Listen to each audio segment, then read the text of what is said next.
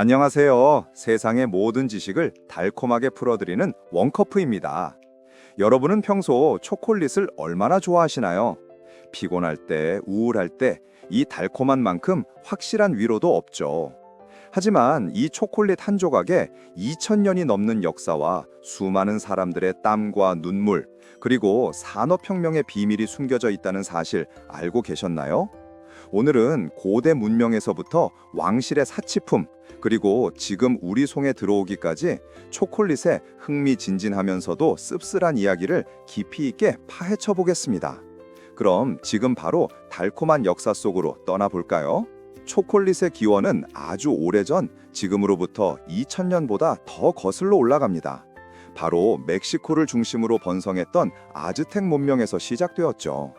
아즈텍 사람들에게 카카오 열매는 단순한 작물이 아니었습니다. 그들은 카카오를 하늘의 신이 내려준 신성한 선물로 여겼습니다. 그 귀한 카카오 열매의 씨앗을 곱게 빻아 가루로 만든 다음 여기에 물이나 옥수수 가루를 섞고 때로는 고추나 향신료까지 넣어 마셨습니다.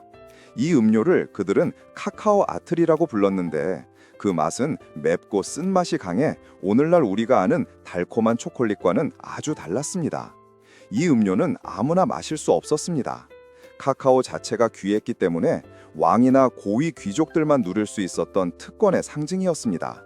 심지어 카카오 열매 자체가 화폐처럼 쓰일 정도로 가치가 높았죠.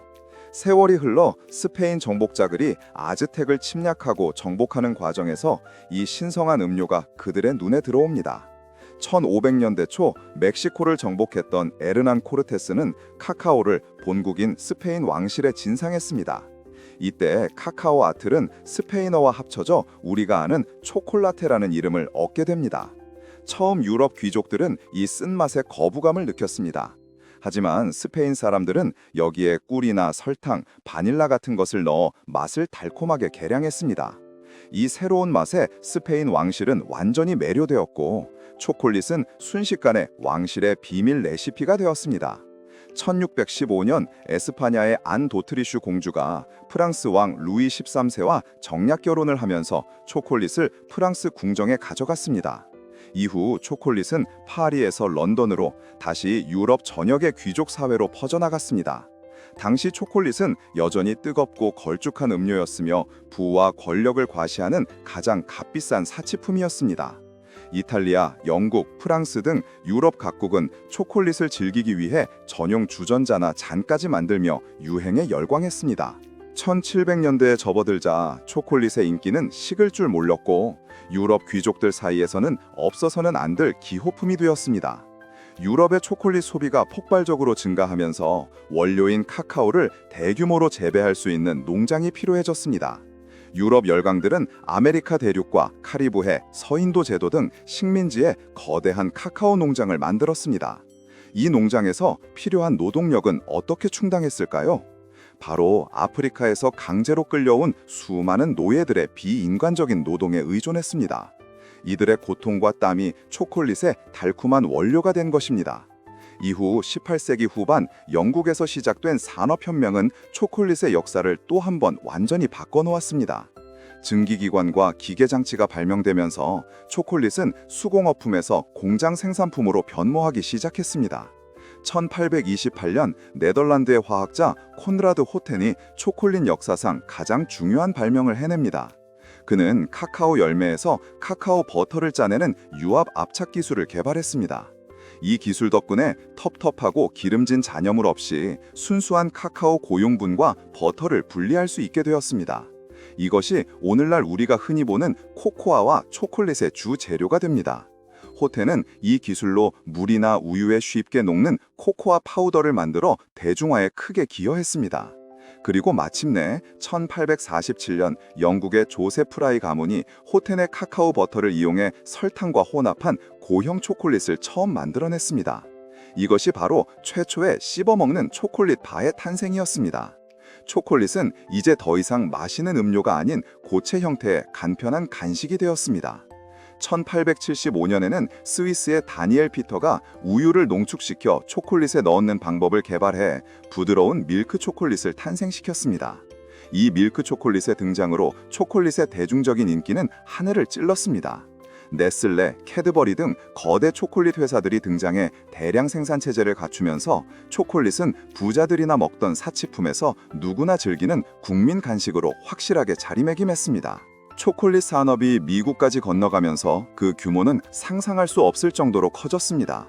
1893년 미국의 밀턴 S. 허시는 독일의 최신 초콜릿 제조 기술을 사들여 공장에서 대량 생산을 시작했습니다.